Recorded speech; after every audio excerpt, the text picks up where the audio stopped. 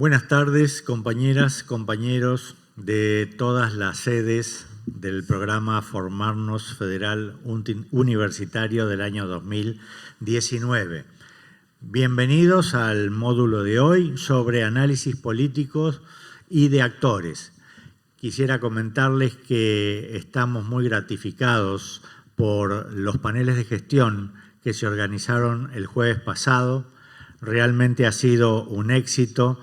Estamos esperando la síntesis y en algunos casos los videos que filmaron en algunas sedes para hacer una sistematización de esta experiencia, pero tener 14 paneles con personas que están trabajando o han trabajado en organizaciones de la comunidad y en el sector público de gobierno en distintos niveles o universidades y contactándose estas universidades con la comunidad, es realmente un lujo. Esperamos contar con esta sistematización porque va a ser una gran fuente de aprendizaje aparte de las clases que están brindando los profesores y de las tareas de taller que se están llevando a cabo.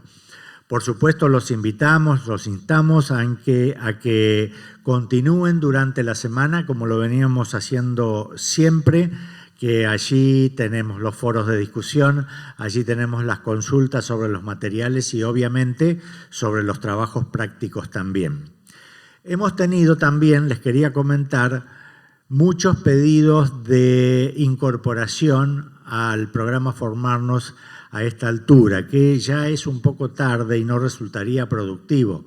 Por supuesto que quienes lo quieran hacer a través de las sedes pueden hacerlo, pero estos pedidos de incorporación vienen de otros lugares que no son cercanos a las ciudades donde están las aulas taller preparadas, donde no se cuenta con coordinadores y con tutores. Inclusive han venido muchos pedidos, como en otros años, de otros países también y de otras provincias donde todavía no hemos llegado con el programa Formarnos. Para todos ellos, y les pedimos a ustedes que difundan la noticia, por supuesto va a estar en nuestra página y en nuestras redes también. Les recomendamos que ni bien finalice este programa Formarnos presencial o semipresencial, se incorporen al virtual, porque vamos a repetir las mismas clases que se están dando ahora y vamos a contar con profesores que los van a guiar en el taller a través del campus virtual de la Universidad Nacional de Lanús. Bueno, quería presentarles a los panelistas de hoy. Antes de comenzar la clase, tengo a mi izquierda al profesor Marcelo Koenig, que es abogado, docente y responsable de las editoriales de la revista Oveja Negra. Fue director de la Escuela Superior de Gobierno, dependiente de la Jefatura de Gabinete entre 2012 y 2015. Es autor de varios libros, entre los cuales se encuentran Vencedores vencidos, Peronismo antiperonismo, Independencia, el hecho maldito del país colonial, entre otros. También allá en la punta encontramos al profesor Matías Leandro Matalini, que es licenciado en Filosofía, magíster en Políticas Públicas y Gobierno de la Universidad Nacional de Lanús. Es docente investigador y también director de Planificación y Evaluación de la Gestión en nuestra universidad. Los dejo entonces con los profesores, para quienes les pido que le den un fuerte aplauso de bienvenida.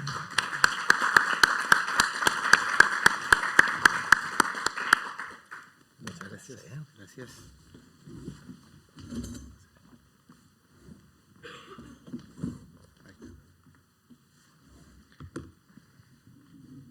Bueno, buenas tardes, casi noches a todos y a todas.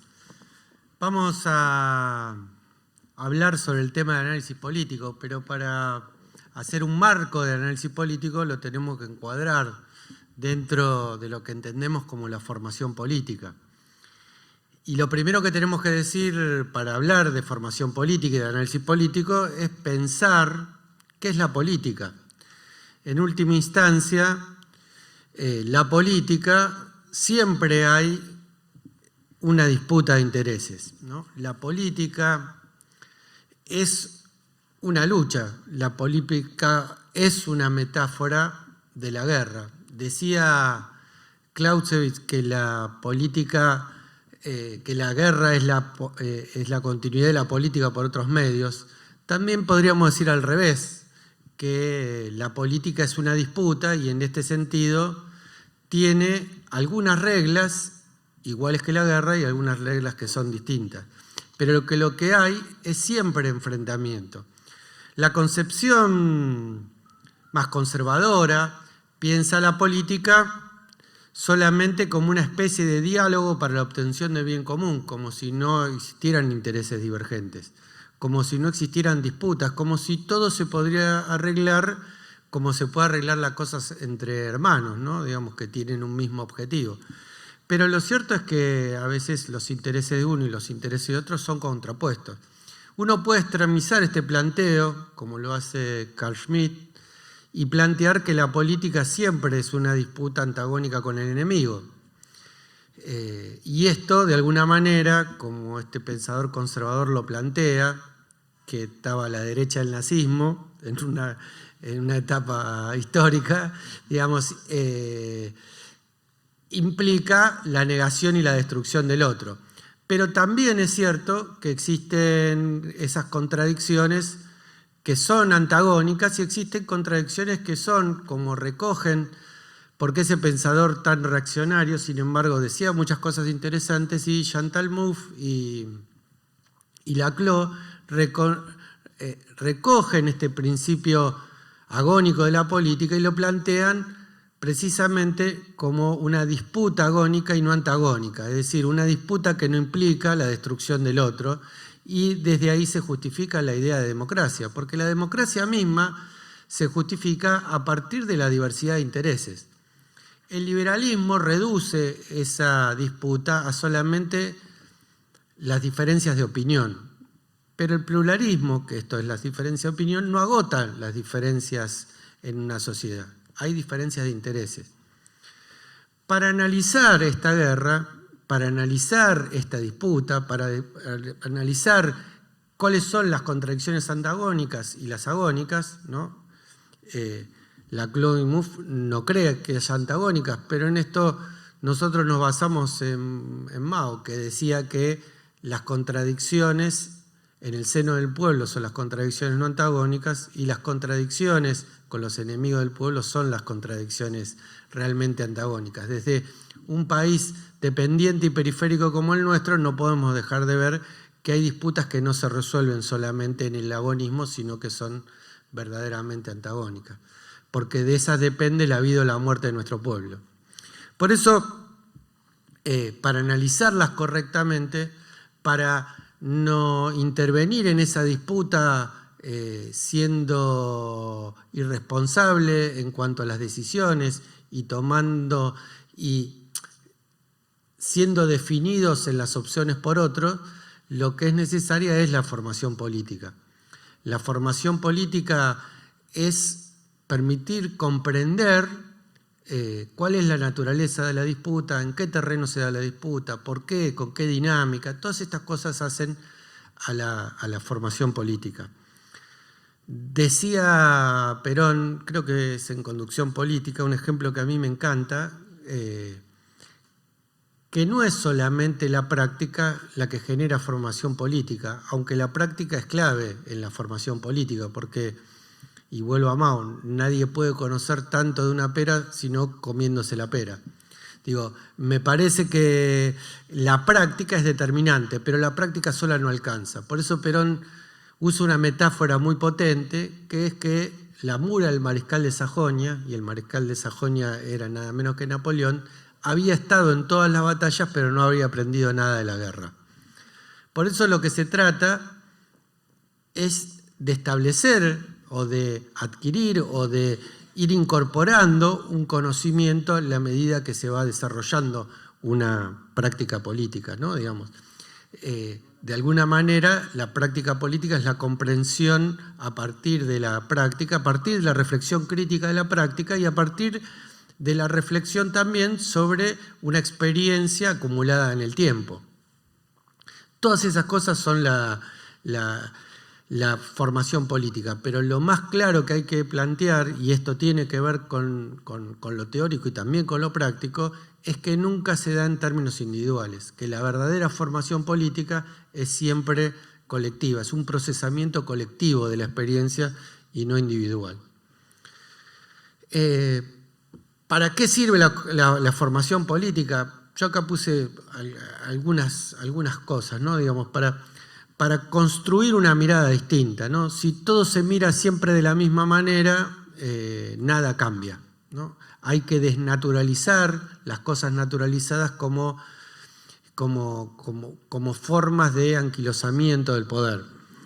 Hay que profundizar en las causas de por qué pasa lo que pasa, ¿no? Digamos, hay que preguntarnos los por qué. No hay formación política sin preguntarse los por qué. La formación política no es analizar lo que aparece en los medios y en la política pública, sino es profundizar. Y hay que comprender la naturaleza, como decía antes, de esos conflictos de intereses. Y esa reflexión crítica sobre la práctica es inobviable, ¿no? Y hay que identificar cuáles son las decisiones determinantes de la práctica política. ¿Para qué nos sirve la formación política? Nos da herramientas para la comprensión de la política. Nos da herramientas para pensar cómo nuestra voluntad interviene, no como si fuera mágica y cambiara la realidad de golpe, sino entendiendo que cada voluntad actúa en un marco colectivo y actúa en una sociedad y en un marco, en una disputa y en una serie de cuestiones que ya vamos a ir analizando, ¿no? Para meternos concretamente con el análisis político, es una porción de la formación que lo que permite es caracterizar la situación en la que estamos. Lo que nos permite es entender la naturaleza de la disputa y cómo funciona la disputa y cómo en qué condiciones se da esa pelea, ¿no? Y por eso, a nivel teórico, a nivel práctico, sería imposible hacerlo. Dividimos el análisis político en agonal y en dialéctico. En agonal, queremos decir, cuando decimos agonal, queremos decir que hay, como decíamos antes, una disputa de intereses en el marco de la política. Y entonces hay algunas cuestiones de esa disputa que la tenemos que caracterizar estáticamente en dos campos, ¿no? Los campos que se enfrentan.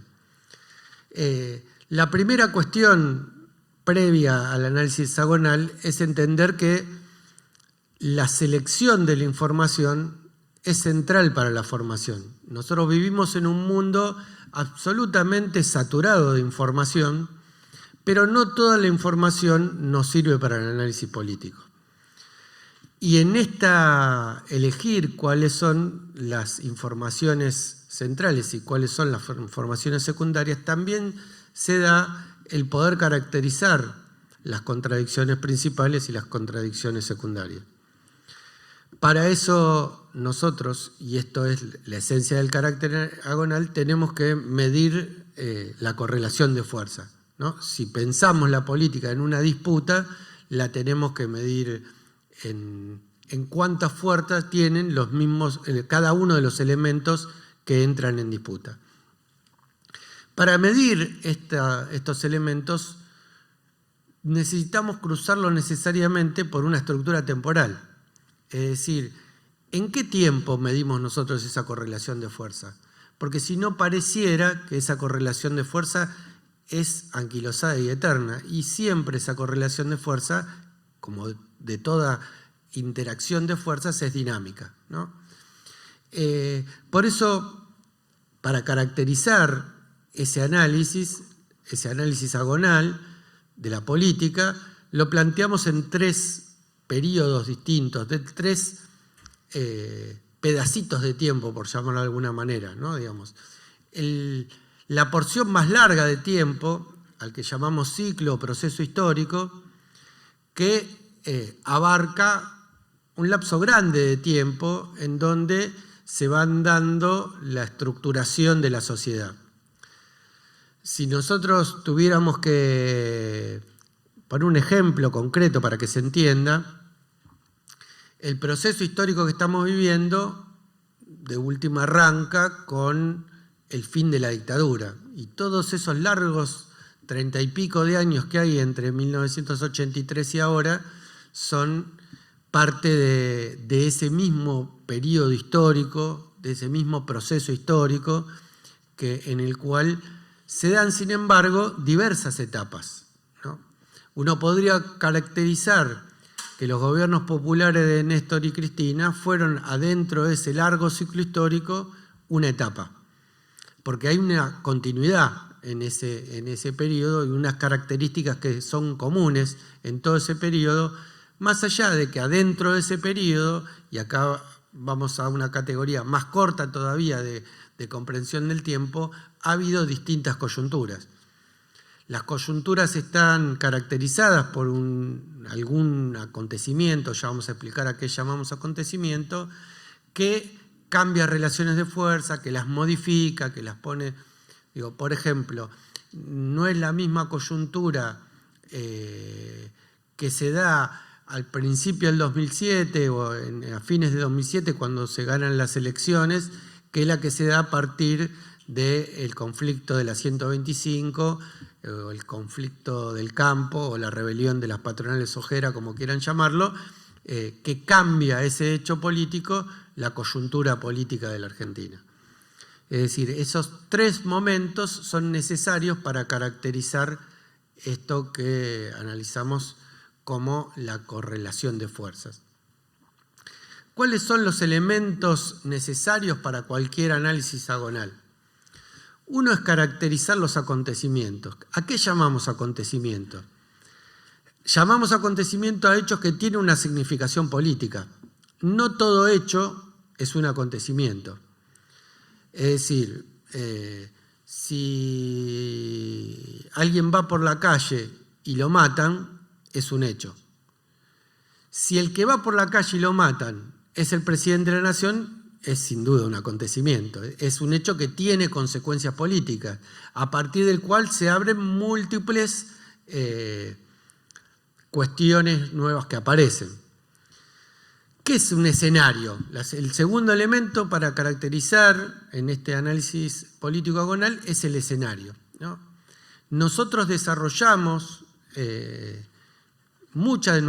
la mayoría de nuestras cosas en un escenario. Y cuando digo escenario, hago una referencia a una estructura como esta, que tiene un escenario, que es un escenario en donde se desarrollan determinadas cuestiones, ¿no? El escenario de un teatro es el ámbito reducido espacial en el cual se desarrolla la obra dramática, ¿no?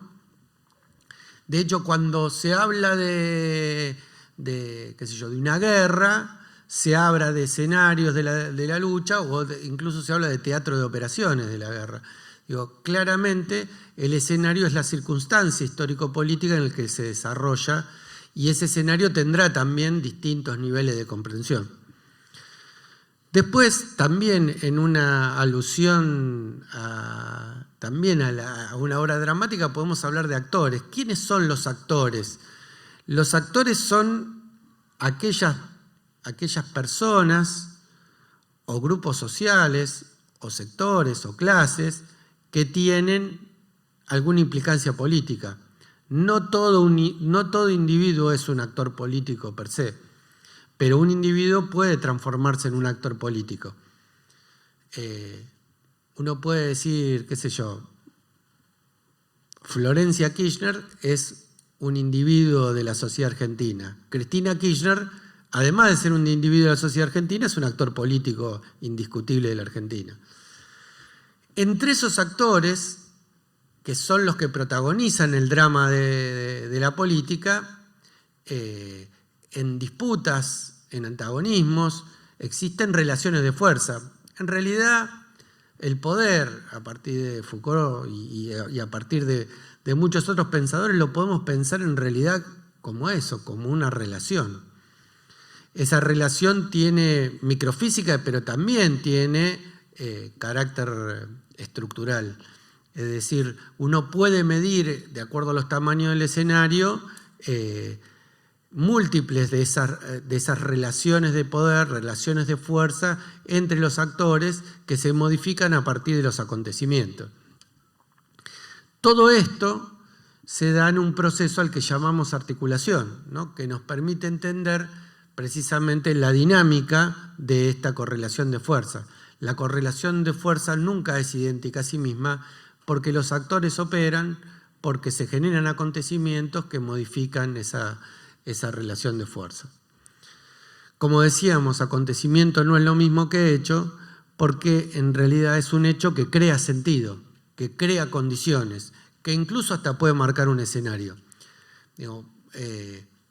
Voy a poner un ejemplo. Está claro, por ejemplo, para pensar un escenario, que el escenario nuestro es distinto del escenario que podía tener una dictadura. En una dictadura, las condiciones de desarrollo de la política son sustancialmente distintas a una democracia. Pero incluso en cada gobierno ese escenario va transformándose. El escenario del protagonismo y de la acción de los actores políticos puede darse en la calle, puede darse en el palacio, y cada uno de esos escenarios también condiciona la correlación de fuerza.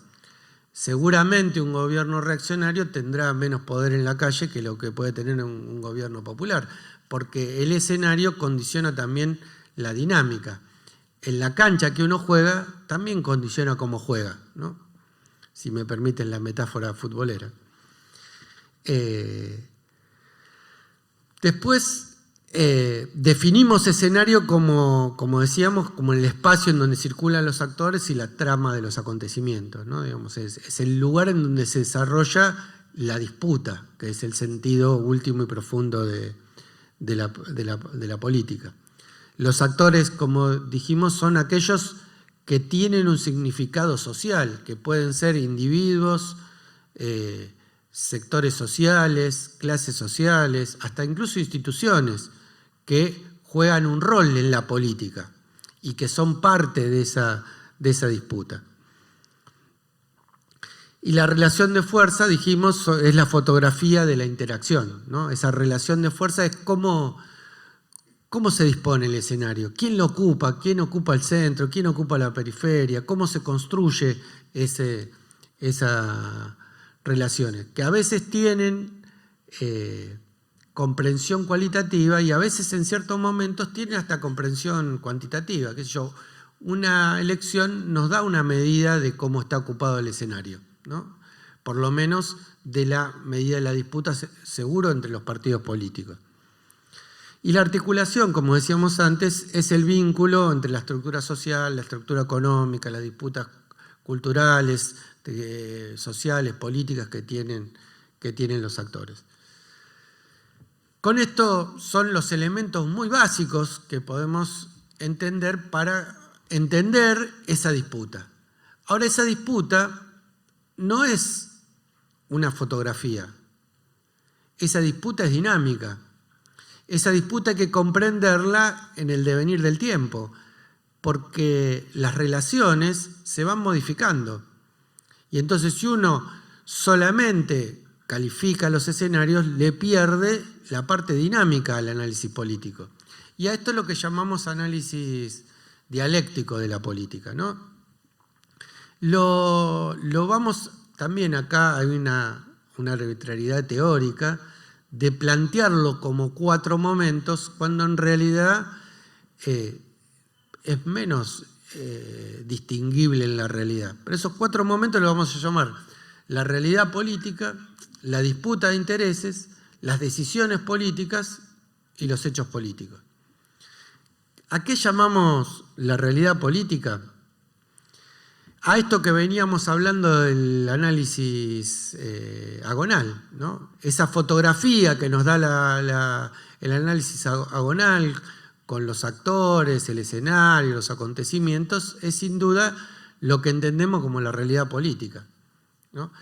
Pero al mismo tiempo en un momento estático, que después se mueve a partir de ¿qué? Y se mueve a partir de que los actores operan en la realidad, en que esos actores tienen conflictos, tienen disputas de intereses. Esas disputas de intereses devienen en decisiones políticas, devienen en... bueno, no iba a poner el mejor ejemplo, a Massa deshojando la margarita, si juega de un lado, si juega del otro. Digo, pero claramente ahí hay una expectativa de una decisión política. El conflicto ya está puesto, pero evidentemente el amigo no tiene del todo claro de qué lado de la cancha tiene, si se pone la camiseta de Boca o la camiseta de River. Pero bueno, está claro que esa decisión van a implicar muchas cosas, entre ellos el propio destino individual de Massa como actor político. Los hechos políticos son lo que vienen después de las decisiones, porque esos hechos políticos tienen consecuencias.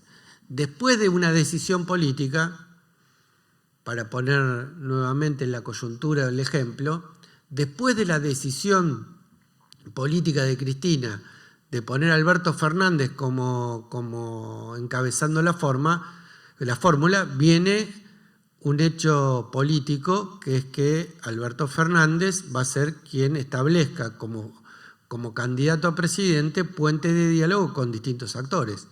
Porque esa decisión política implica después una práctica política, y es el que va a hacer la campaña y el que va a intentar cautivar por lo menos una parte importante de la población con la expectativa de transformarse en el presidente, ¿no?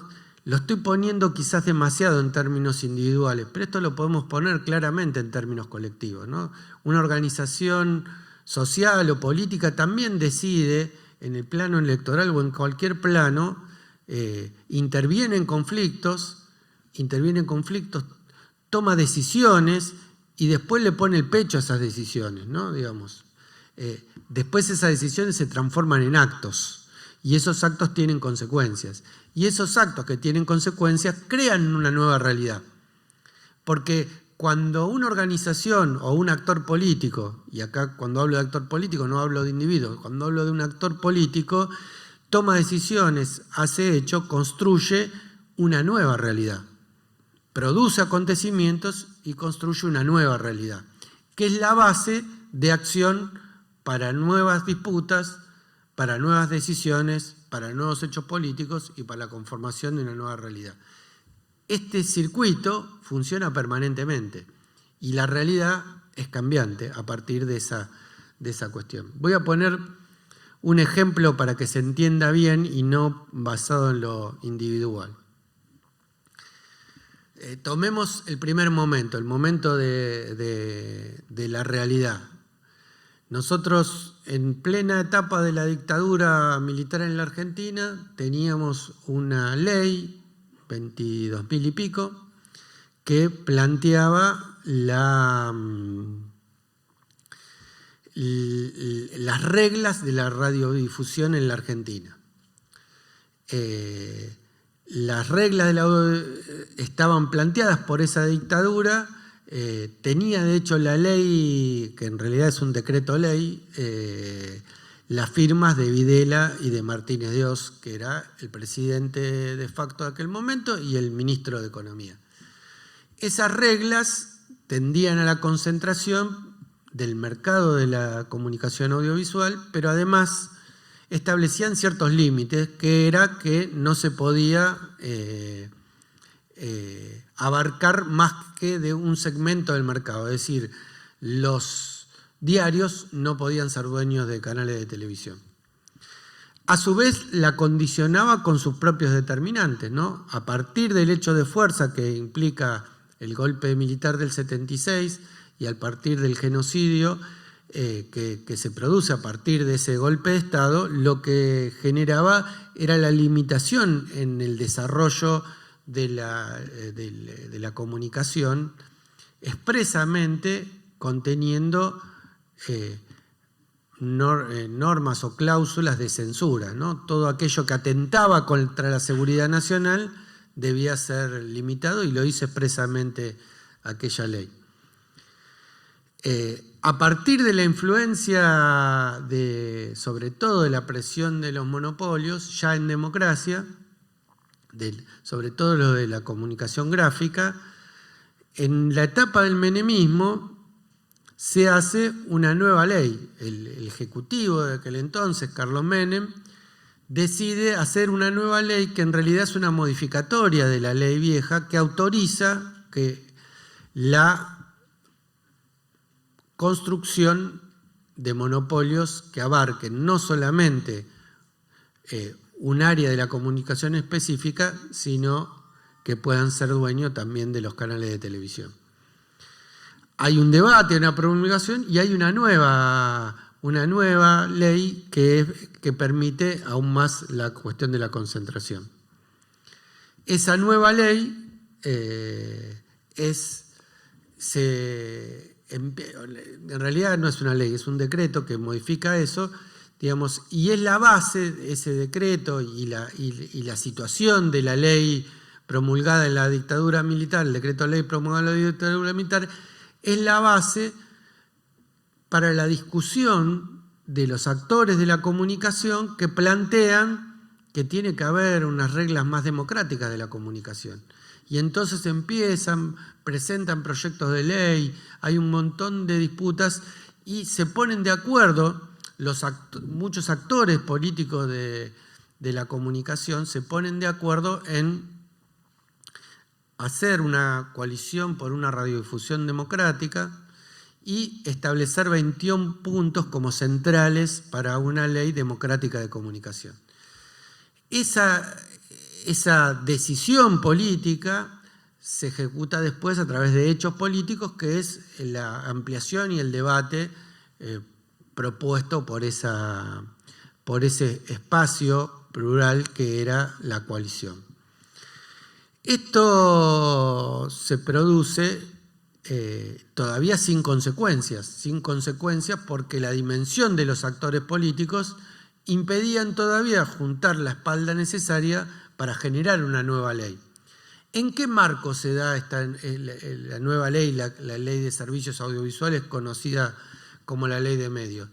Y en unas circunstancias de disputa y enfrentamiento que fue la pelea con el campo, en donde yo no sé si ustedes recuerdan, pero dividían la pantalla, ¿no?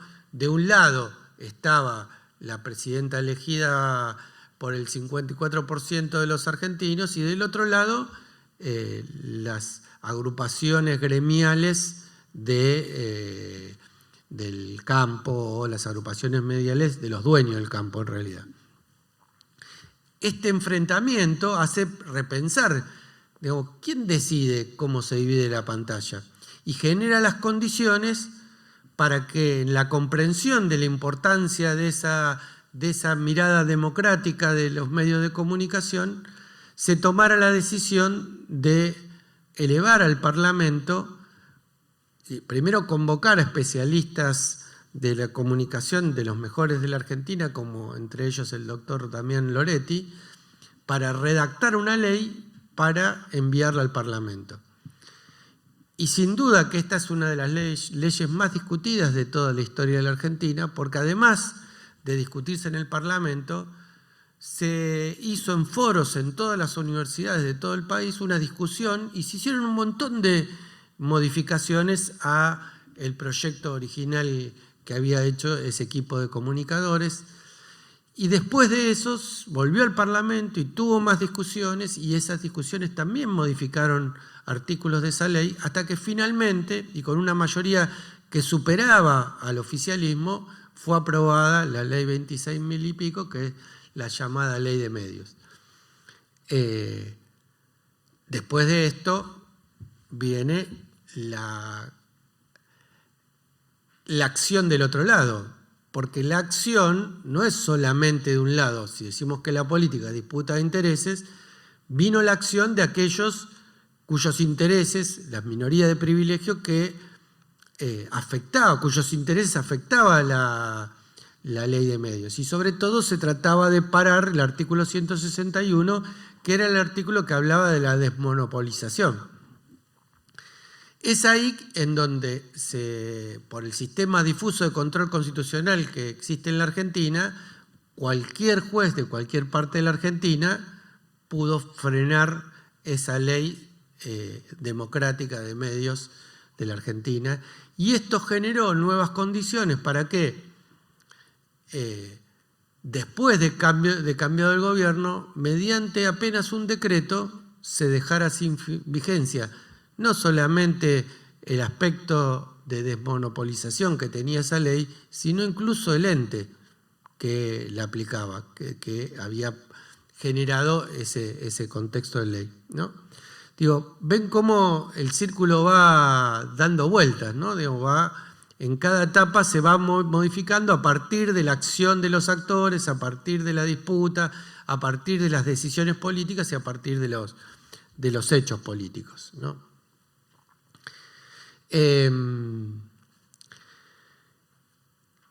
Vuelvo entonces, dicho el tema del análisis agonal. Yo no sé cómo vengo de tiempo. Sí.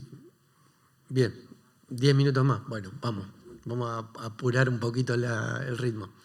Digamos, hecho el análisis agonal y el análisis dialéctico de cómo funciona el antagonismo y cómo funciona, o el agonismo, y cómo funciona también la propia dinámica de los hechos, digo, vuelvo sobre el tema de que el análisis político no implica pararse desde afuera de la realidad, sino desde adentro. El sujeto que piensa en la realidad es un sujeto que está inmerso en esa realidad, no está afuera de la realidad. Ningún análisis político puede ser hecho de manera objetiva, sino a partir de la intención de transformarla o de conservarla, tal como está esa realidad y esas relaciones de fuerza. Lo que se trata, la formación política, lo que implica, no es de ser un analista objetivo, sino de comprender la realidad para transformarla. La formación lo que permite ir adquiriendo es precisamente una mayor capacidad de incidencia, porque en la medida que uno comprenda la naturaleza de la guerra y uno pueda analizar cuáles son los actores, cuáles son sus movimientos, cuáles acontecimientos son determinantes, qué consecuencias van a tener esos acontecimientos, va a poder tener un mayor nivel de incidencia en la realidad. Y cuando digo un mayor, no lo digo en términos individuales, porque vuelvo a decir, la verdadera formación no es la formación individual, sino la formación colectiva. Porque como dice el Martín Fierro, no se trata de saber muchas cosas, sino de saber cosas buenas, ¿no? Alguien puede decir que el conocimiento, a partir de esta matriz tan iluminista con que nosotros accedemos al conocimiento, no solamente debe tener una mirada crítica sobre la colonialidad, sino que además el conocimiento puede ser fundamental si es un conocimiento relacionado con la transformación de la realidad. Pongo un ejemplo. Si un especialista en supervivencia que conoce algunas cosas y un físico cuántico, uno podría decir que el más conocimientos sobre la realidad tiene el físico cuántico que un tipo que hace supervivencia. Sin duda que si el escenario de donde tiene que aplicar el conocimiento es un laboratorio, el físico cuántico tendrá muchas cosas para decir. Pero si se pierden en la montaña, yo querría estar no al lado del físico cuántico, sino del especialista en supervivencia, ¿no? La realidad política, en esto de que uno está dentro de lo que analiza, no es un paisaje que uno lo mira desde afuera, sino que la realidad política nos abarca a todos nosotros con los intereses propios. Si nosotros no somos capaces de caracterizar nuestros propios intereses, le vamos a pifiar en el análisis de la cuestión política, ¿no? Digamos. porque tampoco el pertenecer a un colectivo nos garantiza una lectura correcta de la realidad, ¿no? Porque hay muchos colectivos que pueden hacer análisis incorrectos de la correlación de fuerza, de los tiempos para meter determinada discusión o circunstancia, o puede leerse la cosa muy desde lo individual, como se piensa la política en términos liberales. Es decir, muchas de estas cuestiones hacen a la virtuosidad o a la efectividad del análisis político, ¿no? El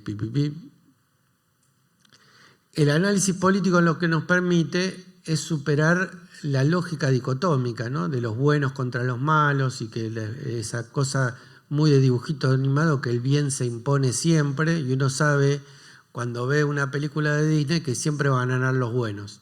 Digo, la política no implica eso, no. Ojalá la política sí fuera una lucha de los buenos contra los malos. Hay intereses contrapuestos, intereses antagónicos, intereses agónicos, y la posibilidad de analizar todo esto es lo que nos permite hacer que la defensa que nosotros hacemos de esos intereses colectivos sea más efectiva, ¿no? Digamos. Y para esto es necesaria una politización, porque la politización es la garantía de que nuestro análisis no se reduce o no se circunscribe solamente a los pequeños hechos que están en el alcance de nuestras manos. La politización lo que nos permite es comprender la dimensión del escenario más grande, ¿no? Por eso, cualquier lucha social tiene siempre una dimensión política. ¿Qué significa la politización? La politización es ponerle el cuerpo a la transformación de la realidad. La politización tiene que ver con, tanto sea participar de un comedor como salir a una calle a reclamar. La politización es negarse al mundo que nos plantean por la televisión sea un mundo absolutamente aceptado e inmodificable. Muchas veces esos escenarios planteados desde la televisión o desde los medios masivos de comunicación no tratan de hacernos refugiar sobre el individualismo. La politización es precisamente romper, y esta quizás la batalla más difícil que tenemos que hacer en estos tiempos del neoliberalismo, que es la batalla contra el propio individualismo que cada uno de nosotros llevamos dentro, ¿no? Ya para ir terminando, voy a hablar de algunas cosas de ideología, ¿no? Digamos, porque todo análisis está cruzado por nuestra propia ideología. Quizás los peronistas podemos decir por nuestra propia doctrina, ¿no? Porque doctrina es un término que viene de lo militar y que significa la justificación de la acción. Pero ¿qué es la ideología o qué es la doctrina? ¿Qué es esto que nosotros llamamos, que son una serie de valores y una perspectiva que nos hace ver lo que vemos cuando miramos? Y son una especie de anteojo para ver el mundo. El problema es que esos anteojos para ver el mundo a veces son recetados por el enemigo. Construir los propios anteojos para ver el mundo es la ruptura, en principio, de la colonialidad del pensamiento, ¿no? Porque existe una manera de ver los problemas de los argentinos con los ojos de otros.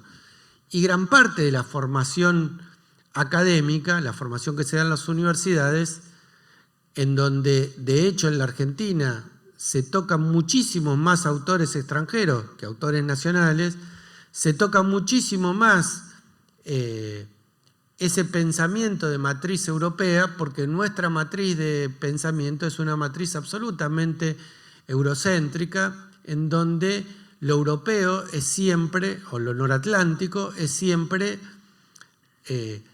universal, sin pensar en que el pensamiento es siempre situado, y al mismo tiempo es lo más moderno, es lo más nuevo, es lo último.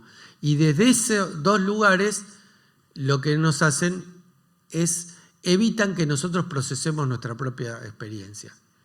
La ideología no es una especie de vademecum en donde nosotros elegimos la receta adecuada, sino que la ideología también es un proceso de formación a través del procesamiento de nuestra propia experiencia. Si no, trabajamos con la experiencia importada. Voy a poner un ejemplo de eso. Existen 4 categorías para analizar la política desde el pensamiento europeo: el conservadorismo, el liberalismo, el socialismo y el fascismo. Si yo te tuviera que aplicar al peronismo alguna de esas categorías, ¿cuál le aplico? Algunos me dirán que el peronismo es las 4 cosas al mismo tiempo, ¿no? O es una cosa distinta, que es lo que creo yo.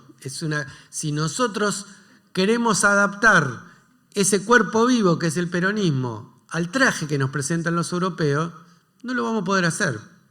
Y lo que se trata, en todo caso, no es de cortar el cuerpo porque la manga me queda corta, me corto el brazo, ¿no? Sino construir una propia manera de ver el mundo. Gran parte de la formación y gran parte de que nosotros hagamos los análisis no desde los zapatos de otros, sino de nuestros zapatos colectivos como pueblo, va a estar la posibilidad que tengamos de construir la patria más justa con la que soñamos.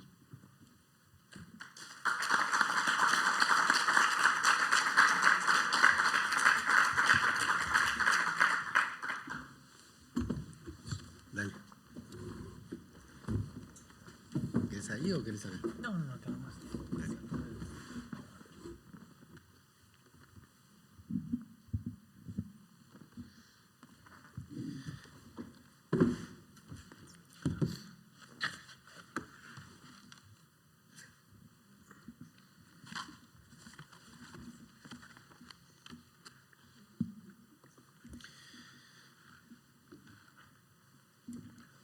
Bueno, buenas tardes a todos y a todas los compañeros y compañeras de las distintas sedes.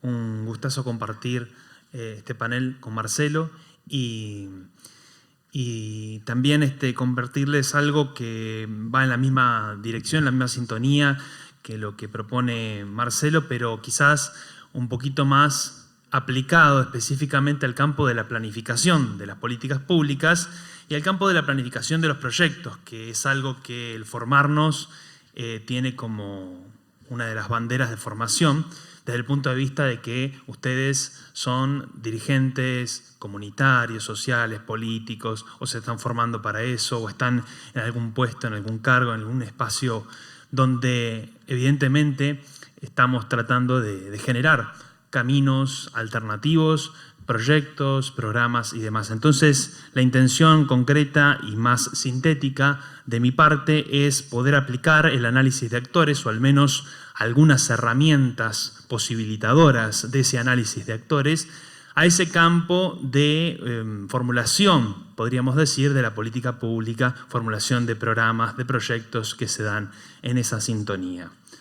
Lo que voy a compartir en general forma parte del bagaje, digamos, conceptual de lo que vamos a compartir ahora, forma parte de reflexiones y de clases que venimos teniendo en una línea que dirige el propio director del programa Formarnos, el profesor Nerio Neirotti, y que muchos de los docentes de aquí de la casa, en distintas materias, en distintas carreras de la casa, vamos como tratando de sentar precedentes sobre una manera particular de abordar lo que muchos autores llaman el análisis o el mapeo de actores en el marco de la formulación de un programa, de un proyecto, por lo cual, entonces, si tengo que citar, no encuentro, como no encontramos las 4 categorías para citar al peronismo, no encuentro un autor estrictamente hablando, aunque alguno vamos a compartir, sino que es la propia experiencia y el aprendizaje de Nerio y del equipo que fuimos elaborando y que vamos elaborando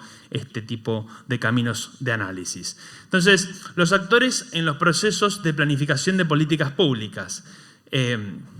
Cuando el Estado planifica una intervención, voy a decir cosas que seguramente ya lo han podido transitar desde el punto de vista conceptual en algunos de los módulos anteriores, simplemente refrescar algunas cuestiones. Cuando el Estado planifica una intervención pública, evidentemente que una decisión está favoreciendo a un grupo de actores. Esperamos que siempre sea el sector más vulnerable o aquel que está vulnerado en sus derechos. Y obviamente perjudicando a otros, que esperamos que sean aquellos que están concentrando el mayor poder, la concentración de la riqueza, etc. Bueno, no siempre se da eso, pero evidentemente que el Estado, en una intervención pública, siempre, en cualquiera sea, está favoreciendo a un grupo de actores y otros no. O sea que siempre hay perjudicados y también hay un grupo de, entre comillas, podríamos decir, neutrales o indiferentes o que se van acomodando un poco a las circunstancias, que no saben cómo deshojar la margarita y todas esas cuestiones. Podrá generar acciones de articulación compartiendo recursos y capacidades, es decir, que evidentemente hay que articular. Y bueno, no hay intervención pública que hoy en día no se plantee desde el punto de vista de la articulación de recursos y capacidades, porque ya no se cree, como se creyó en un tiempo donde la planificación era más normativa, prescriptiva, que el Estado era el único actor con poder planificador que podría como objetivar la realidad, ponerla ahí adelante y de alguna manera predecir qué es lo que iba a pasar si se seguían determinados procesos y procedimientos. La realidad es compleja, la realidad es muy compleja, los problemas son complejos, entonces el abordaje en el marco de una política pública también requiere que se aborde esa complejidad. Por lo tanto, el Estado no tiene todas las respuestas, ni las va a tener, sino que necesita articular compartiendo recursos y capacidades. Y también generar estrategias para que aquellos actores perjudicados no obstaculicen la implementación de programas. Y eso también es muy importante de pensar en el marco de un programa, de un proyecto, que no tiene que ver solamente con una macropolítica, como, qué sé yo, la asignación universal por hijo, sino también con las políticas públicas que van surgiendo a nivel local, o las que surgen estrictamente de la demanda local, por ejemplo, de un grupo de organizaciones sociales y que se van instalando lentamente en la agenda del gobierno. Esas políticas que por ahí no tienen tanta trascendencia o que sí la tienen, pero en un territorio determinado, en una situación específica, también tienen siempre que lidiar con actores favorecidos y perjudicados y también hay que pensar concretamente en estrategias de abordaje. Considerar, por supuesto, la influencia del contexto sociopolítico y sus características en un espacio y tiempo determinados. Evidentemente que no estamos ahora en la misma situación que en la del 2011, el 2012, 2013, ni 2007. Estamos en otro contexto sociopolítico y también económico a nivel global y a nivel latinoamericano y argentino. Entonces, eso hace que también tengamos que pensar las políticas públicas en ese marco y la puja en favor de la exigibilidad de los derechos en el marco de la aplicación de las políticas públicas en un contexto, hoy diríamos quizás, de tensión entre modelos más neoliberales, modelos más de Estado social de bienestar o de búsqueda de derechos, de ampliación de derechos, etc. En esa realidad latinoamericana estamos y en esa tensión también se van viviendo justamente las disputas. Y se van viviendo en todos los órdenes. Voy a poner un ejemplo que tiene que ver quizás con lo que me he dedicado más específicamente en mis estudios, en mis investigaciones, que tiene que ver con el campo de la niñez y la adolescencia. Si nosotros tomamos, por ejemplo, la Convención Internacional de los Derechos del Niño, sobre los derechos del niño, que fue dictada en el 89, fue sancionada en el 89, pero nosotros recién la asumimos legalmente, formalmente, jurídicamente, en el 2005 con la ley 26.061. Pasaron un montón de tiempo en el camino. Pero si yo tengo que remitirme a la anterior ley, al anterior formato, digamos, en materia de niñez y adolescencia, me tengo que remitir a 1919, es decir, al campo de la ley de patronato de la infancia, que justamente lo que imprimía era el control social. El control social aún en tiempos, por ejemplo, en donde se promovieron las asociaciones libres del pueblo durante todos los dos gobiernos peronistas a partir del 46 en adelante, y aún con épocas significativas donde la comunidad tuvo un protagonismo, el control social se instaló de tal manera que prácticamente no pudimos salir de él. Incluso la Convención hizo que distintos actores pujaran para ver de qué manera instalábamos el enfoque de derechos del niño en la Argentina. Tal es así que esa disputa llevó a que la ley que sale en 2005, sí, claro, implementa la convención desde el punto de vista jurídico y trata de generar dispositivos estatales como para poder abordar las políticas de infancia, pero casi que se pierde de golpe el rol de las instituciones y de los hogares, aunque un decreto que justamente es el que la implementa esta ley trata de abordarlos, y los mismos hogares quedan como desdibujados. Y las instituciones, los institutos reformatorios que justamente venían de la etapa del control social, siguen estando casi que inamovibles desde la ley hasta hoy. Podríamos decir que ha habido cambios sustanciales, pero sin embargo lleva mucho tiempo transformar esa cuestión. Y eso se va disputando permanentemente. O sea que hay una disputa en el campo totalmente activa, actual, y que nos obliga a pensar que, por ejemplo, políticas como la asignación universal por hijo, el progresar, el conectar igualdad, que van directo a la niñez, a la adolescencia y a la juventud, podríamos decir, y otras políticas como, por ejemplo, los consejos de promoción y protección de derechos del niño que se tienen que instalar en cada uno de los espacios municipales, con independencia incluso de los municipios para poder trabajar desde las organizaciones comunitarias, todo eso está en disputa también con un paradigma que sigue siendo el de encerrar a los pibes, el de bajar la edad de imputabilidad, etc. O sea que estamos en permanente disputa en el marco de esa política pública y del campo de la niñez y adolescencia, como poner un ejemplo, y tenemos que permanentemente actualizarlo para considerar la influencia del contexto y ver de qué manera abordamos. Bien, volviendo a la cuestión de los actores y avanzando rápidamente, la palabra actor, en la línea de lo que ya también decía Marcelo, la palabra actor, yo simplemente voy a agregar algo que nosotros nos ayuda como a poder entender la doble mención, es decir, actor y agente. Por un lado refiere a la cuestión activa, alguien que permanece en movimiento, alguien que está abierto justamente a la creación, a la creatividad, alguien que reacciona creativamente.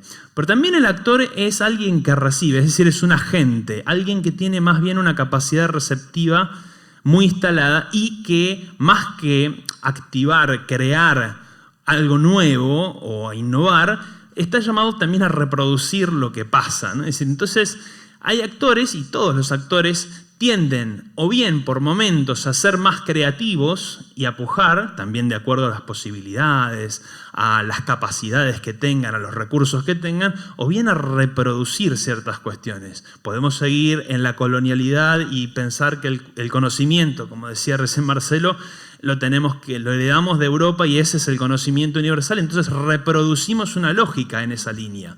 O bien podemos tratar de pensar desde nosotros mismos, tratar de ver cuáles son los saberes que estamos produciendo y a partir de ahí generar algo nuevo. El actor permanentemente entonces está en esta disputa al interior y también movido por el contexto, porque si no tiene capacidades, si no tiene recursos, si está más alejado, si está en la periferia de las políticas, entonces evidentemente le cuesta más intervenir, le cuesta más acercarse. Será por momentos más reproductor, por momentos más activo. Bien. Solamente para dejar en claro qué entendemos por actor en el marco del análisis de una política pública y para poder justamente llevarlo ya a lo práctico cuando nos toca elaborar un proyecto o un programa.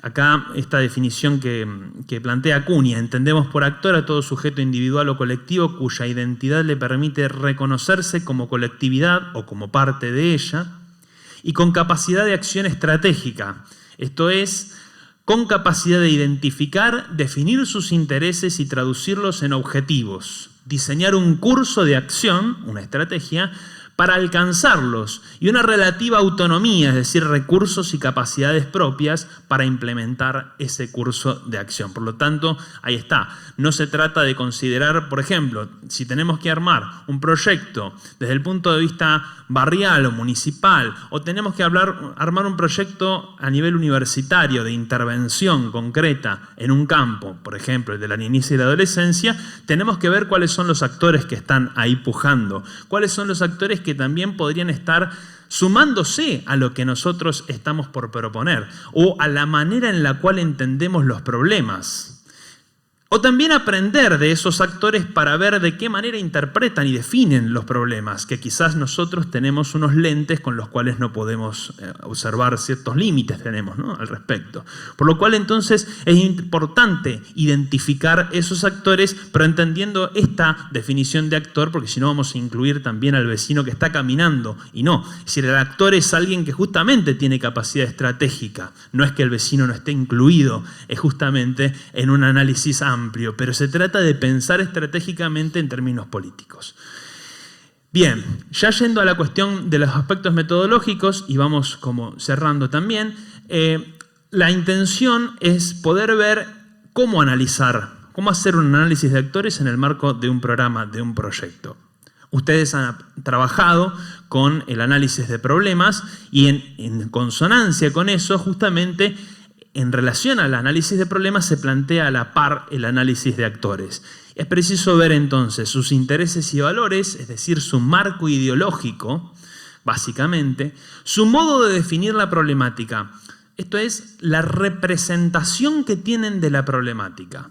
Evidentemente, en el momento de la definición de la asignación universal por hijo, probablemente había distintas también maneras de ver la problemática de la niñez, sobre todo relacionada con la cuestión de la pobreza, del hambre y de la situación.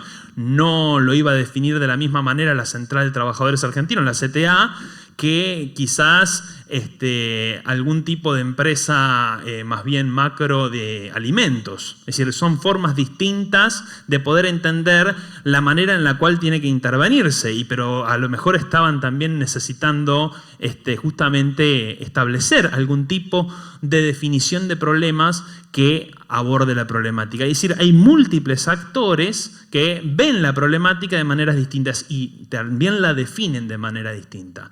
Un buen análisis de actores en el marco de un proyecto trata de ponerse en los zapatos del otro con las limitaciones que eso tiene y ver cómo el otro entiende esa problemática, explicar de alguna manera cómo el otro está entendiendo. Si tuviéramos tiempo, en el marco de un proyecto se puede hacer un taller en donde también se invita a estos actores a poder definir esa problemática.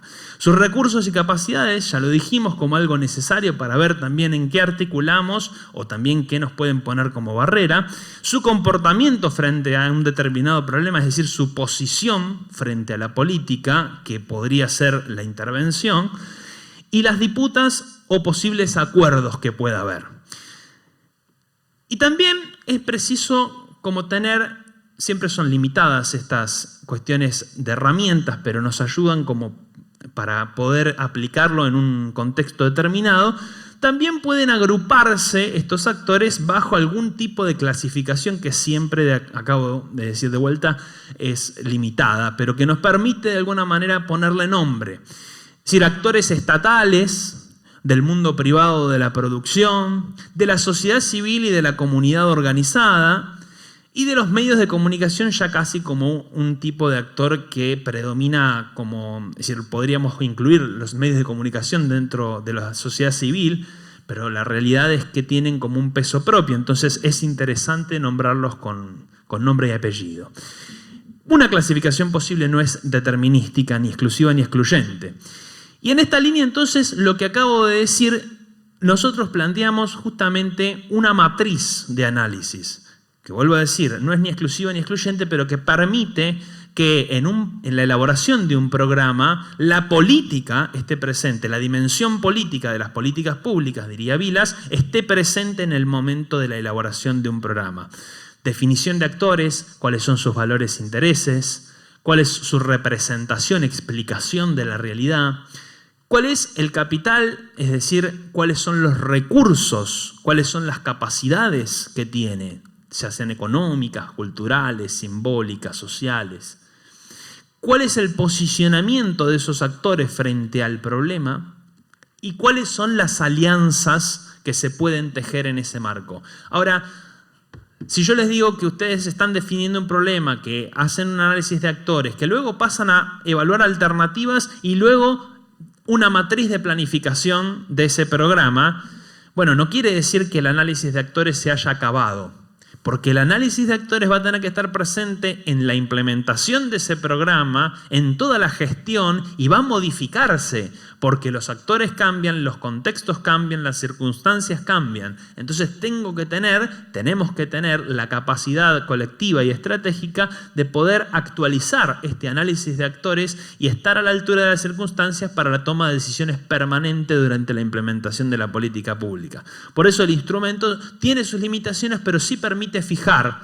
Y esa fijación no quiere decir que sea estática y definitiva, sino dinámica, como planteaba también en su exposición Marcelo. Bien, tienen un ejemplo también en los anexos, así que les agradezco. Muy bueno el espacio.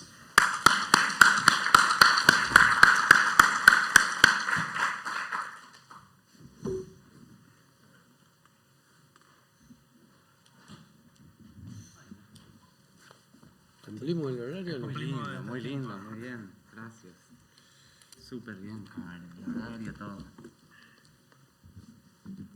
Bueno, como en cada encuentro, ahora abrimos un espacio para preguntas, tanto acá de la UNLA como en el resto de las sedes.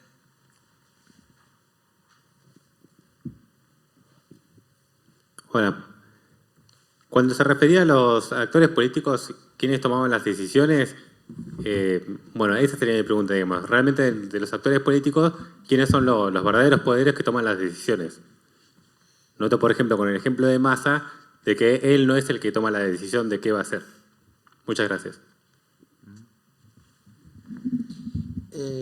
Sí, por eso traté de buscarlo con otro ejemplo, la dinámica, porque si no, pareciera que los actores políticos son los individuos, pero vos bien ponés, uno dice, hay una parte de la decisión que es de Massa, pero evidentemente atrás de Massa o atrás de cualquiera de estos individuos que actúan en la política, hay un montón de actores sociales, políticos, institucionales, embajadas, que también deciden y dicen cosas, ¿no? Digamos. Me parece que cuando nosotros hablamos de actores, esto lo planteé yo y lo planteó el compañero, no estamos hablando de individuos, ¿no? Estamos hablando de personas, de instituciones, de grupos sociales, de organizaciones, de partidos, de un montón de sujetos, por llamarlo de alguna manera, que pueden tener determinaciones e incidencias en la política. Evidentemente, las decisiones de cada uno de los actores, de cualquiera de los actores, aún aquellos actores que tienen un protagonismo fuerte, también se componen de la interacción con los otros actores, porque ninguno toma decisiones en aislamiento, sino en el barro de la historia. Nadie puede dejar de estar salpicado por ese barro. Digo, me parece que por eso trataba de sacarlo del ejemplo de la... Pues si no pareciera que actores políticos individuales actores políticos son solamente los que aparecen por televisión. Y yo creo que muchas veces esos son los actores más condicionados, ¿no? Digamos, yo creo que la democracia es precisamente no un procedimiento para elegir a aquellos que toman las decisiones, como dice Schumpeter o como dice la mayoría de los liberales, ¿no? Una decisión sobre los equipos de gobierno, sino precisamente el reconocimiento del poder instituyente del pueblo organizado. Y ahí no hay ningún actor individual, aunque ese poder organizado se pueda encarnar particularmente como aspiración en alguna persona, que es lo que sucede generalmente en Latinoamérica, ¿no?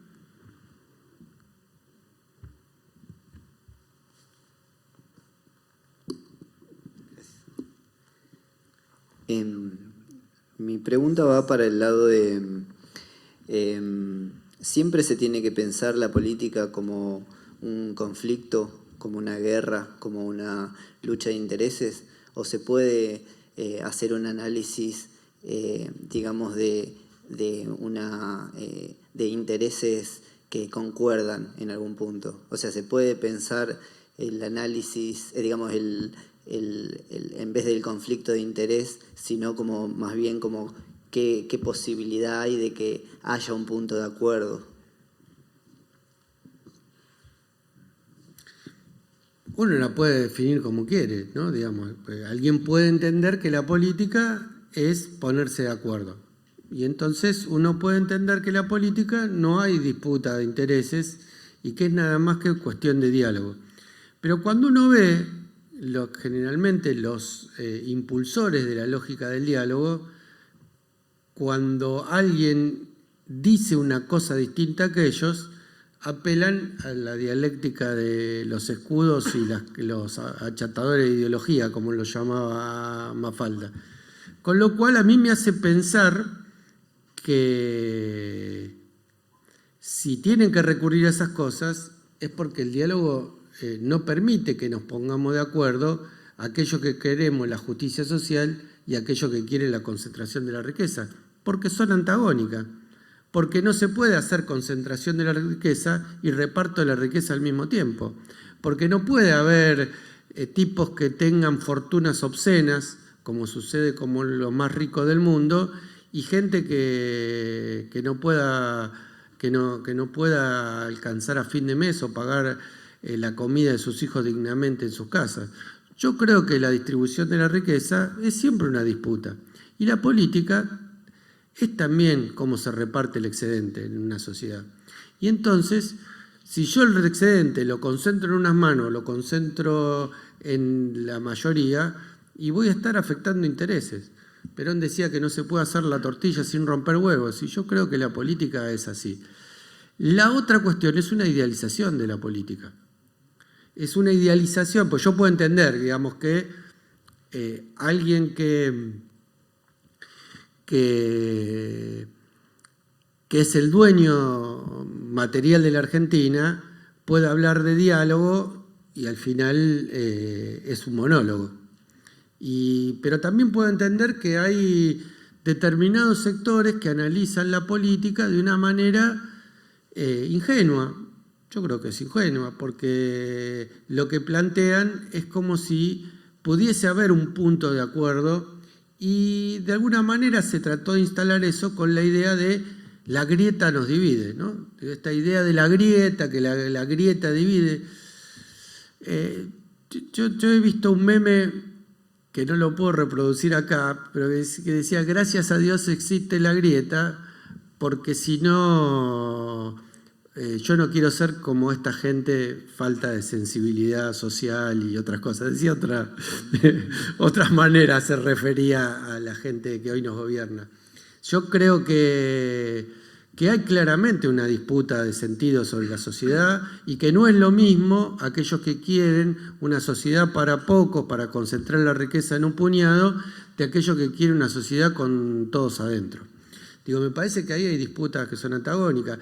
Esto no significa que cualquier disputa es una disputa antagónica. Si todos pudiéramos ponernos de acuerdo, ¿para qué sirve la democracia? Si la democracia reconoce el principio de que no hay acuerdo en cosas, de que podemos ser mayorías y minorías, que podemos construir las alianzas necesarias para que nuestros objetivos se cumplan, ¿no? Si fuera tan fácil y el bien común fuera una cosa determinable, cuantificable, medible, digamos, ¿para qué sirve una democracia? Yo por eso prefiero que la idea de bien común, que es una idea que viene con su raíz aristotélica y su raíz cristiana, y desde ahí se plasma en las constituciones liberales incluso, es mucho mejor reemplazarla por aquello que se pensó en el nuevo constitucionalismo latinoamericano, particularmente las constituciones de Bolivia y de Ecuador, que son del 2008 y del 2009, que toma un concepto de los pueblos originarios, que es la idea de buen vivir.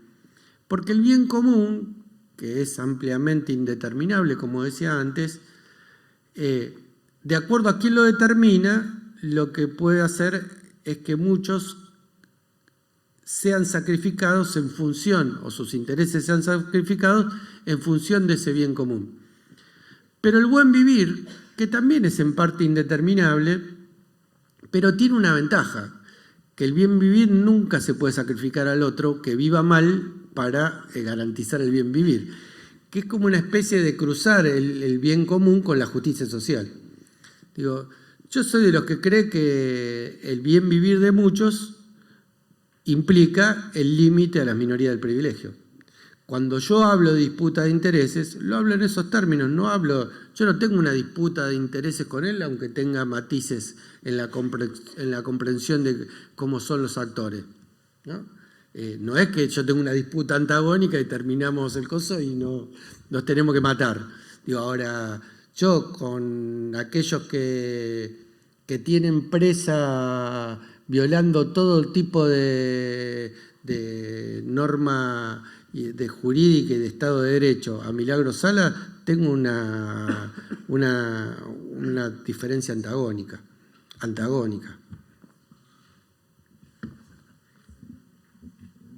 Bueno, van llegando las provincias del resto de las sedes.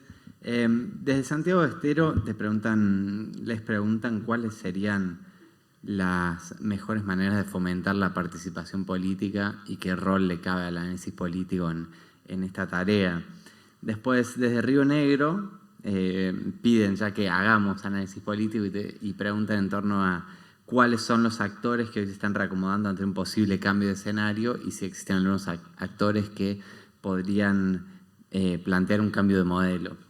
Y después, desde Villa María, nos preguntan ¿por qué creen que todas las decisiones hoy en día giran alrededor de Massa si merece ese tipo de centralidad?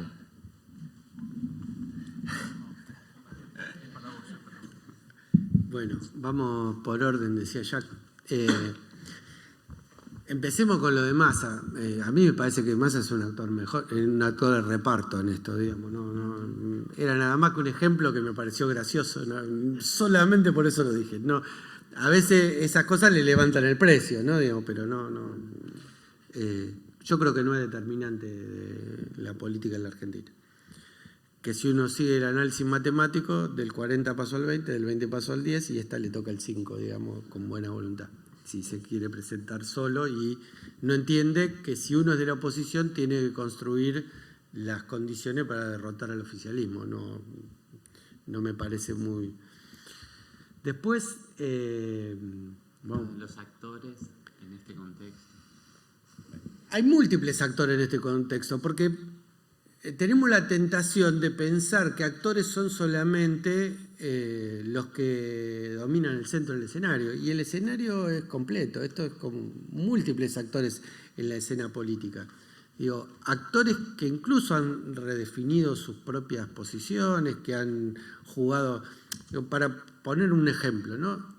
Digo, yo creo que la causa, otra de los mamarrachos jurídicos que ha hecho esta etapa histórica, la famosa causa de los cuadernos, no es una causa contra Cristina, ¿no?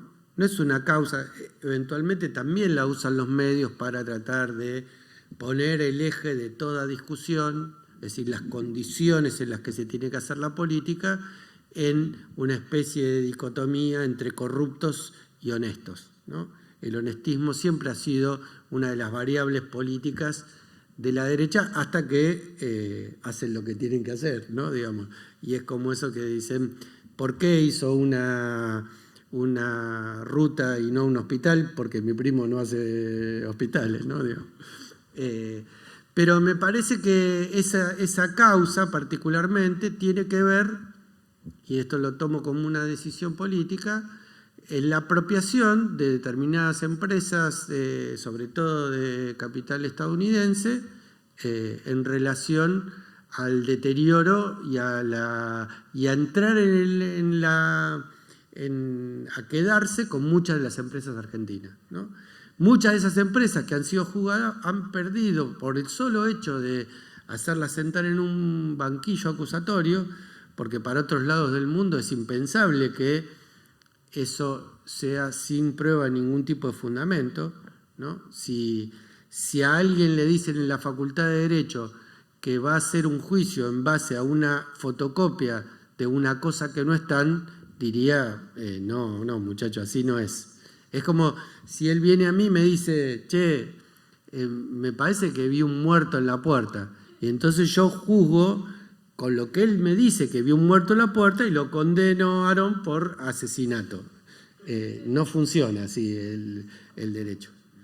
No funciona, funciona así también, ¿no? Digo, porque el derecho también es producto de la correlación de fuerza.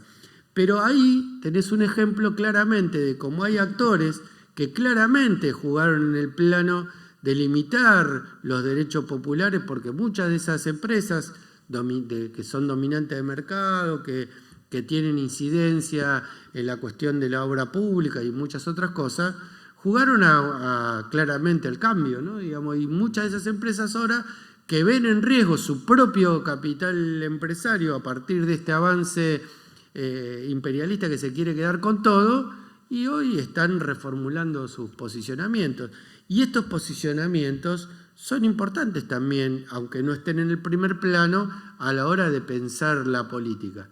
Porque si no, y esto vuelvo, por eso agradezco la pregunta que hacía el compañero antes, si uno pone el ejemplo solamente en individuos, pareciera que la política no es una cuestión de disputa, de actores, de escenario. Es las cosas que hacen el día, que deciden hacer el día cuando se levantan a la mañana y miran en el espejo los jetones de la política. Y la política es algo demasiado complejo como para restringirla nada más lo que hacen o dejan de hacer los candidatos. El destino de la Argentina no se va a decidir solo de acuerdo a quién gane las elecciones. También puede ser un punto de transformación las elecciones, pero con eso solo no alcanza. En esto, yo creo que aquellos que creen, hay como una cuestión mítica respecto de los individuos y su acción en la política, y que muchas veces en la Argentina se cree como que Cristina va a volver, o lo creen muchos amplios sectores de la Argentina, que Cristina va a volver con una varita mágica y va a transformar toda la realidad, va a volver para atrás las agujas del reloj y vamos a volver a la Argentina de antes del 2015. Y esto no va a suceder así. No va a suceder así. ¿Quiénes van a ser los actores que impulsen el cambio? Y sin duda que el cambio y la transformación profunda en la Argentina solamente lo impulsan la organización de los sectores populares. Como decía el compañero, las organizaciones libres del pueblo. No hay otra forma de impulsar un cambio democrático. Y no se trata solamente de los individuos. Y entonces tampoco se puede definir a priori quién va a pelear en la cancha. Es como que la pregunta fuera, ¿quién la va a romper en el partido? Y uno piensa a priori que Messi va a tener protagonismo y a veces pasa que no ve una pelota durante todo el partido y que capaz que el arquero se convierte en héroe, como le tocó hacer una vez al arquero de la selección. Me parece que la realidad política es una realidad dinámica y que los sectores populares en nuestra organización tenemos que ir construyendo ese protagonismo. La construcción y la participación no tienen recetas. Ojalá, ¿no? Si uno pudiera hacer como la Matrix, ¿se acuerdan de la película que se ponía con una especie de disquetito y sabía hacer judo, sabía hacer cualquier cosa? Si nosotros pudiéramos chipear el protagonismo, sería fácil. Y el protagonismo es una construcción compleja, a largo. Lo que sí tenemos que pararnos claramente contra el principal agente que tiene la no participación, que es la demonización de la política. Si hay algo que ha hecho permanentemente, no este gobierno, sino los verdaderos protagonistas y los dueños del poder en la Argentina, es demonizar el poder, demonizar la política. Y esto ni siquiera lo vienen haciendo solamente la Argentina. Esto es viejo con el mundo. Cuando los europeos eligen su propio mito constitutivo, como dice Dussel, en esa segunda modernidad, cuando eligen que todo empieza con los griegos y eligen que Europa empieza en Grecia, lo que eligen también es un modelo no solamente del pensamiento del otro, que es no nos olvidemos que los griegos son los que inventan el término bárbaro, y que la idea de que cualquier griego tiene derecho a mandar sobre los bárbaros, porque son menos que personas los bárbaros, sino que además elige también un modelo de poder. A nosotros nos cuentan que la democracia nació en Grecia, y vos decís, pero pará, primero todas las polis eran todas autocracias, salvo en determinados periodos en Atenas. Pero además en Atenas esa democracia es una democracia absolutamente excluyente. Excluía primero a las mujeres, después excluía a los esclavos, o después no, concomitantemente, excluía también a los comerciantes, excluía, salvo al pequeño núcleo de hombres dueños de tierra y de esclavos, los excluía a todos. ¿Y cómo justificaba que los excluía a todos? Y para eso tenía el aparato de demonización de la política. El gran televisor de aquella época era el teatro, ¿no? Digamos. Y entonces en el teatro estaban las comedias, que eran para entretener y divertirse, una especie de Tinelli de la época, y por el otro lado estaban las tragedias. ¿Cuál era la enseñanza de las tragedias? Precisamente la demonización del poder. La tragedia que todos conocemos, la tragedia de Edipo, ¿no? El acceso al poder del rey Edipo era a partir de acostarse con la madre y de matar al padre. ¿Quién está dispuesto a pagar ese precio? ¿Qué hacían las clases dominantes de esas antiguas sociedades-estado con esta enseñanza? Decir, muchachos, no se metan con el poder. Es carísimo el poder corrompe, el poder trae excesos, el poder, no, déjenlo a nosotros, que nosotros nos calentamos nosotros con ese tema. De alguna manera las tragedias shakespearianas también tienen la misma matriz, siempre el costo del poder. Por eso lo único que tenemos que combatir, la única receta que uno puede decir para la participación popular es la recuperación de la política como herramienta de transformación. No, yo solamente agregar algo ya en el campo quizás práctico de las políticas públicas y cómo esta participación también fortalecerla, porque la democratización de la democracia es un proceso que lleva mucho tiempo. Y la participación popular también tiene que ver con el nivel de acceso a la información que tiene la ciudadanía y cómo la ciudadanía se puede apropiar de esa información. Nosotros, en un término, trabajamos bastante en lo que tiene que ver con la evaluación de las políticas públicas, tratándonos de criticar fuertemente el paradigma tecnocrático y tratar justamente de que la evaluación tenga que ver con el análisis de las políticas y de los problemas públicos, de la deliberación colectiva en general. Ahora, para que el pueblo tenga esa información no basta con que en las páginas web de los ministerios esté colgados los informes de evaluación, porque no los va a leer nadie, o los vamos a leer los pobres que nos dedicamos a eso, digamos, ¿no? Pero no transforma nada eso. Entonces, ¿cómo hacemos para establecer un método de comunicación popular, que de hecho, sea paso, es uno de los módulos del formarnos, en donde la información sea también, digamos, contribuya a esta politización y por lo tanto a la participación? Ahí hay un desafío muy grande que tenemos en general, y justamente que los actores los actores concentrados del poder tratan de que no tengamos ese acceso y capacidad de participación. Y ahí tenemos un desafío muy grande de poder acceder y participar mucho más. Bueno, muy bien. Como ustedes saben, ahora vamos a un momento de taller en el cual vamos a estar involucrando las dos perspectivas que ustedes han tenido, tratando de bajarlas al problema del territorio, de cada uno de los territorios. Así que, bueno, se cumplen 5 años del formarnos este año. Ustedes han estado desde el principio, así que no solamente agradecerles en nombre de Neri y de todo el equipo nuestro y de cada una de las sedes por haber venido hoy, sino por haber estado y ayudado a este florecimiento del formarnos a lo largo de estos 5 años. Muchas gracias. Muchas gracias.